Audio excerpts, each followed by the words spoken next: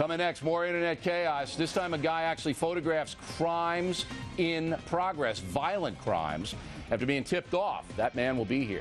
And later... Factor follow-up segment tonight. As we've been reporting, there are no standards on the internet and all kinds of terrible things are taking place there.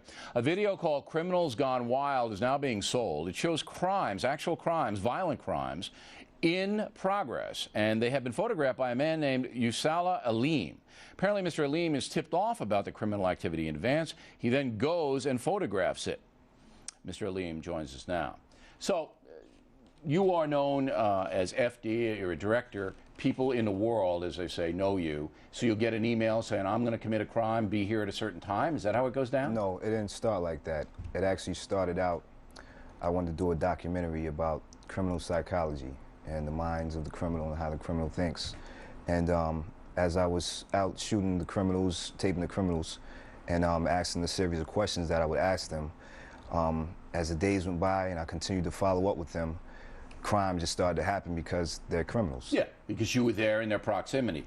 But now, do some guys contact you and say, be in this city, this is going to happen, right? Yeah, a couple bloggers posted up on the site. It did about 200,000 views, and next thing I know, I was getting emails and phone calls left and right. Right, so criminals want you to go there and shoot the criminal activity, which is perverse in itself. Now, looked at some of your videos. You actually get in a car on a couple of occasions with carjackers, armed carjackers. So you're there.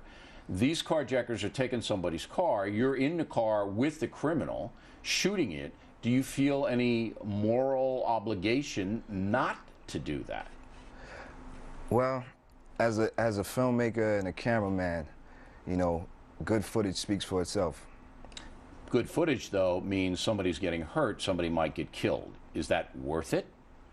No, it's not worth it, but I didn't plan any of that. If somebody got hurt or got killed, that wasn't in my plans. Like I said, I originally intended... True, but you are maybe encouraging it because they want you to be there with the camera. That's possible. It's debatable, but it's possible. And the second thing is, you could call the cops and say, hey, it's coming.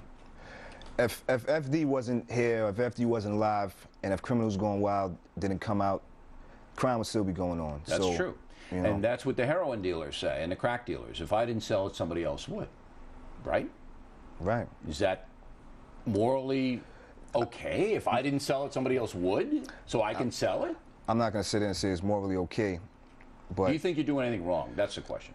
No, I don't think I'm doing anything wrong. I don't see myself any different than the news. I'm reporting news in my neighborhood. I'm reporting crime in my neighborhood. But news is after the fact. You're during the fact. That's the difference. Now, if somebody was going to get hurt, now people have been hurt because they're stealing their stuff, they're scaring these people, whatever. I don't know if you've ever seen anybody get hurt. Have you? Yes, I did. You did? Yes. Would you intervene to stop that person from getting hurt? If somebody's about to shoot somebody, and I'm sitting there and they're about to shoot somebody, what can I say? What am I going to do? Hit them with your camera so they don't shoot them. My camera, nah.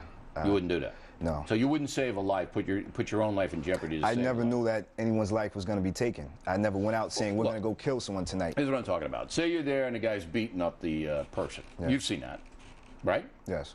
Would you say stop beating that person up? No.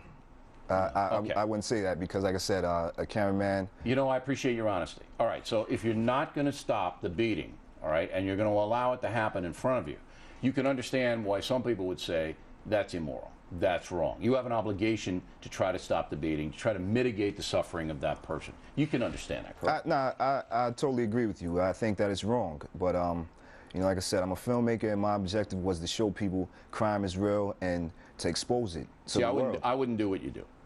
We're two different people, bro. That's true. And my conscience wouldn't allow me to do that. I'm not going to stand there and make money off somebody else's pain and suffering, because you're making money off it. Well, the way I see it is, I'm not the only one profiting off of crime. You know what I mean? And we're back to the heroin dealer again. You're not the only one doing it. I mean, the justice system, they're profiting off of crime. The police, the judges, the lawyers. You're smart enough to know you're rationalizing. You're rationalizing. All right, all I want you to do is think about it. You're an honest guy. You come in and you tell the truth. You didn't try to dodge it.